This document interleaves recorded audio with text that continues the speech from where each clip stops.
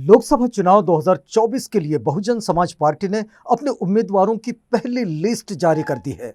इस सूची में कुल 16 प्रत्याशियों के नाम शामिल हैं। ये सभी नाम पहले और दूसरे चरण के चुनाव के उम्मीदवारों के हैं। बहुजन समाज पार्टी की अध्यक्ष मायावती ने उम्मीदवारों के चयन में खूब माथापच्ची की है। मुस्लिम बहुल सीटों पर यूं तो मायावती ने मुस्लिम चेहरों को ही उतारा है, लेकिन पश्चिमी उत्तर प्रदेश के ऐसे उम्मीदवार प्रत्याशी है जो दो धारी तलवार की तरह है, यानी कि हाथी की चाल से एनडीए और इंडिया गठबंधन की दोनों को परेशानी हो सकती है, खासकर भारतीय जनता पार्टी और समाजवादी पार्टी को। इस तरह से लोकसभा चुनाव में कई जगहों पर त्रिकोणीय मुकाबला देखने को मिल सकता है। कैराना, मुजफ्फरनगर, मेरठ, बागपत और गौतम बुद्ध नगर में बहुजन समाज पार्टी का उम्मीदवार बीजेपी को सीधे सीधे नुकसान पहुंचाएंगे, जबकि समाजवादी पार्टी गठबंधन से बसपा के उम्मीदवारों का सीधा मुकाबला दंश, सहारनपुर, मुरादाबाद, रामपुर, संभल, अमरोहा, आंवला और पीलीभीत में पड़ सकता है। बहुजन समाज पार्टी के उम्मीदवारों को यदि मुसलमानों का समर्थन मिल गया तो फिर समाजवादी पार्टी किनारे ही लग जाएगी। बीजेपी से सीधी लड़ाई में बहुजन समाज पार्टी आ जाएगी, क्योंकि जो भी मुस्लिम चेहरे इन सीटों पर मायावती ने उतारे हैं उनके स्थानीय स्तर पर काफी मजबूत पकड़ है। वे अपना वोट बैंक भी रखते हैं। ऐसे में इन सीटों पर दलित मुस्लिम कॉम्बिनेशन चल गया तो फिर बहुजन समाज पार्टी चुनाव में इन सीटों पर बड़ी खिलाड़ी बन सकती है। कैराना से बहुजन समाज पार्टी ने श्रीपाल सिंह राणा को उतारा है, जो कि राजपूत यानी ठाकुर बिरादरी से हैं। उन्हें टिकट दिया है। इस इलाके में ठाकुरों की आबादी अच्छी और प्रभावी मानी जाती है।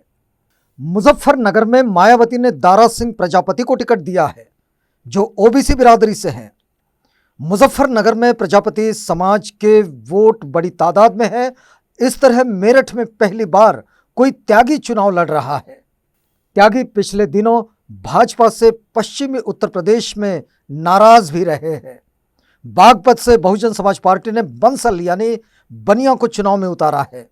यह जाति बीजेपी की वोट बैंक है।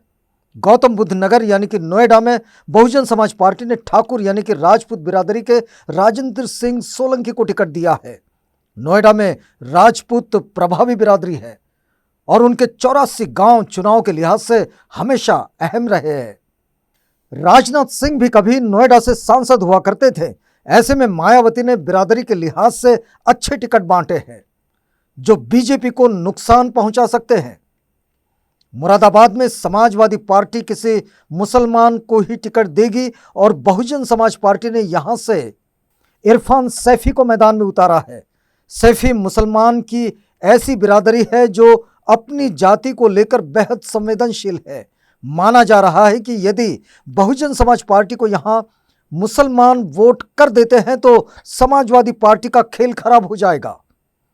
कुछ ऐसी ही स्थिति रामपुर की है, जहां से जिशान खान को बहुजन समाज पार्टी ने टिकट दिया है। जिशान खान का परिवार स्थानीय स्तर पर प्रभावी है। इसी परिवार के पास जिला पंचायत अध्यक्ष की कुर्सी है। पीलीभीत के अनीस अहमद उर्फ फूल बाबू, जो मुस्लिम बिरादरी से हैं और स्थानीय स्तर पर मजबूत नाम है। यही हाल आंवला के आबिद अली का भी है। आंवला और पीलीभीत में बहुजन समाज पार्टी ने मुस्लिम प्रत्याशी को मैदान में उतारा है। ऐसे में मुसलमान का रुझान बहुजन समाज पार्टी की तरफ हो सकता है।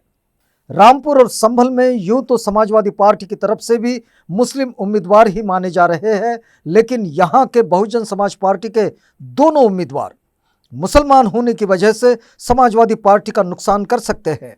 कुल मिलाकर माना जा सकता है कि बहुजन समाज पार्टी ने जो उम्मीदवार उतारे हैं वह एनडीए और इंडिया अलायंस के लिए दो धारी तलवार है।